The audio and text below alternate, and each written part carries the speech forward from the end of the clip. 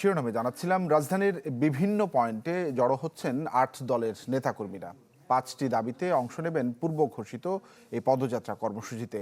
এর আগে পুরানা পল্টনে হবে সংক্ষিপ্ত সমাবেশ, পরে প্রধান উপদেষ্টাকে স্মারকলিপি দেবেন তারা।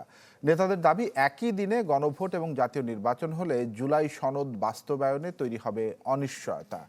দ্রুত দাবি বাস্তবায়ন না করলে বৃহত্তর কর্মসূচি দেবার হুঁশিয়ারি তাদের। গেল সোমবার যুগপৎ এই কর্মসূচি ঘোষণা করে দলগুলো।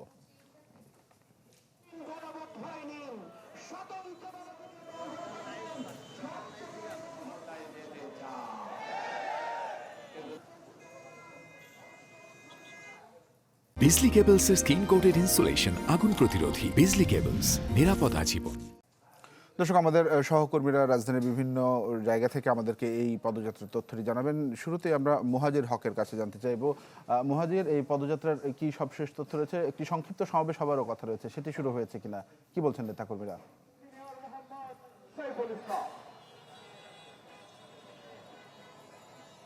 তানভীর, সংক্ষিপ্ত সমাবেশের মধ্যে শুরু হয়ে গেছে। এই মুহূর্তে আমি রয়েছি পল্টন মোড়ে। সেই পল্টন মোড়েই আসলে জামাত সহ ৮টি দলের নেতাকর্মীদের জড়ো হবার কথা, এবং এই মুহূর্তে আমরা দেখতে পাচ্ছি ইসলামী আন্দোলন বাংলাদেশের একটি বিশাল অংশ, তাদের নেতাকর্মীরা এখানে পল্টন মোড়ে জড়ো হয়েছেন।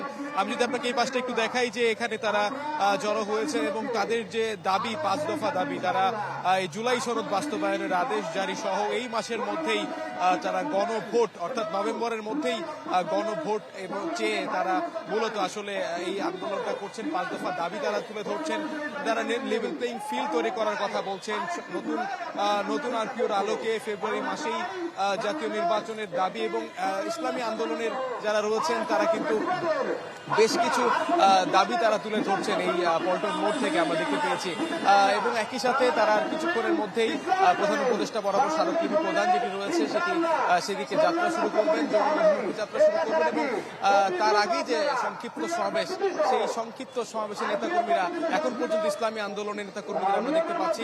আর কিছুক্ষণের মধ্যে এখানে জামাতে ইসলাম সহ খেলাফত মজলিস সহ যে আমাদের ৮টি দল রয়েছে, সেই ৮ দলের নেতাকর্মীরাও এখানে জড়ো হবেন বলে আমরা জানতে পেরেছি। তবে তানভীর, আপনাকে আরেকটু জানিয়ে রাখতে চাই, তারা কিন্তু এই দাবি সহ এই যে তাদের চাওয়া পাওয়া, এগুলো নিয়ে তারা কিন্তু একেবারে অনড়, এবং বিশেষ করে গণভোট নিয়ে তারা যেটা বলছেন যে নভেম্বরের মধ্যেই তারা গণভোটটা চান। এবং এক বিএনপি থেকে শুরু করে, বিএনপি যেভাবে বলছেন যে জাতীয় ইলেকশনের দিনই তারা গণভোটটা চান, সেটার একেবারে বিরোধিতা করে তাদের বক্তব্য দিচ্ছেন, নেতাকর্মীরা আওয়াজ তুলছেন, বিভিন্ন স্লোগান তুলছেন। এবং একই সাথে ইসলামী আন্দোলন সহ যারা রয়েছেন ইসলামী দলগুলো, তাদের পিআর পদ্ধতিতে নির্বাচনের দাবিটা বেশ আগে থেকেই ছিল, এবং সেই পিআর পদ্ধতিতে নির্বাচনের বিষয়টিও কিন্তু তারা জোরে সোরে এখানে দাবি জানাচ্ছেন। আর কিছুক্ষণের মধ্যেই প্রধান উপদেষ্টা বরাবর স্মারকলিপি করতে তারা যাবেন এবং দলগুলো জড়ো হবেন। তানভীর, আমি হয়তো বাকি সময় সেই খবরগুলো নিশ্চয়ই মুহাজির, আমরা পরবর্তীতে আবারও যুক্ত হয়ে সবশেষ তথ্যটি জানিয়ে দেব দর্শকদেরকে। দর্শক, আমাদের আরেকজন সহকর্মী রমিজ হুসাইন যুক্ত হয়েছেন। মুহাজির, আপনাকে ধন্যবাদ। রমিজ, আপনার পেছনে পদযাত্রা দেখতে পাচ্ছি, আপনি সেই পদযাত্রা রয়েছেন। সবশেষ সার্বিক যে অবস্থা রাজধানীর, সেই চিত্রটিও জানতে চাই। এখান থেকে কিছুক্ষণ আগে এই যেই র্যালিটি শুরু হয়েছে, এবং এই র্যালিটি এখন এখান থেকে কাকরাইল হয়ে পল্টন মোড়ে যে সেখানে একটি সংক্ষিপ্ত সমাবেশ হবে। সেই সংক্ষিপ্ত সমাবেশ শেষে, একটি সংক্ষিপ্ত সমাবেশের পরবর্তীতে আরও যেই ধর্মভিত্তিক ৮টি রাজনৈতিক দল রয়েছে, সেই রাজনৈতিক দলের নেতাকর্মীরা পল্টনে উপস্থিত হবেন, এবং সেখান থেকে সবাই একসাথে একটি পদযাত্রা সহকারে প্রধান উপদেষ্টা বরাবর একটি স্মারকলিপি পেশ করবেন। তবে এখানে যেই পদযাত্রাটির পূর্বে এখানে যে কাকরাইলে যেই একটি সংক্ষিপ্ত সমাবেশ হয়েছে, সেখানে ঢাকা মহানগর উত্তরের আমির এবং বেশ কয়েকটি আসনের যারা সম্ভাব্য প্রার্থী জামাত ইসলামে, তারা এখানে বক্তব্য রেখেছেন, তারা কথা বলেছেন।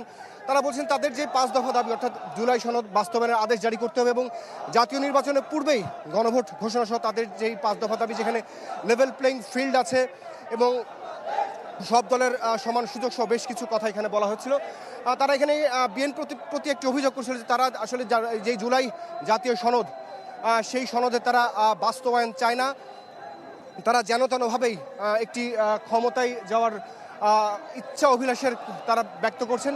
তো তারা বলছেন যে জামাত ইসলামী আসলে শুরু থেকেই, গণ অভ্যুত্থান পরবর্তী সময় থেকেই তারা একটি সংস্কারের কথা সবসময় বলে আসছে, এবং যে এত মানুষের মৃত্যু এবং এত মানুষের কারণে যারা আসলে শহীদ হয়েছেন এবং যারা আহত হয়েছেন, তাদের যেই আত্মত্যাগ, তাদের যে আত্মত্যাগ, সেই আত্মত্যাগকে জামাত ইসলামী কোনোভাবেই বৃথা দিতে দেবে না এবং তারা একটি সংস্কার প্রক্রিয়ার মধ্য দিয়েই যাতে জাতীয় নির্বাচন অনুষ্ঠিত এবং সেই লক্ষ্যেই যেই জুলাই জাতীয় সনদ সেটির যত দ্রুত সম্ভব আদেশ জারি করতে হবে এবং এই নভেম্বরের মধ্যেই গণভোট দিতে হবে এবং সেই গণভোটের মাধ্যমেই সামনে যে জাতীয় নির্বাচন, ত্রয়োদশ জাতীয় নির্বাচন, সেই নির্বাচনের কিভাবে হবে সেই ধরনের রূপরেখার একটি দাবি তারা এখান থেকে বলছেন এবং তারা আসলে দাবি জানাচ্ছিলেন যে কোনোভাবেই যাতে সংস্কার প্রক্রিয়া বাধাগ্রস্ত না হয় এবং প্রধান উপদেষ্টা বরাবর আহ্বান জানাচ্ছিলেন যে কোনো একটি বিশেষ দলের প্রতি যাতে তারা অনুগত্য পোষণ না করে এবং সাধারণ মানুষ কথা এখানে বারবার বলছিল, এখানে তারা রাখছিলেন তারা এখানে এই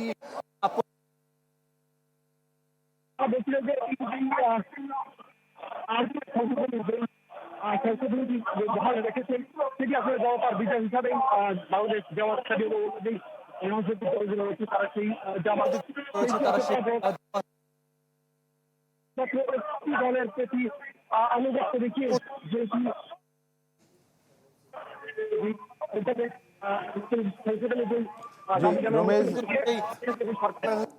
সেখান সরে এসেছে, সেজন্য তারা সরকার প্রতি সাধুবাদ জানিয়েছে এবং অবিলম্বে জুলাই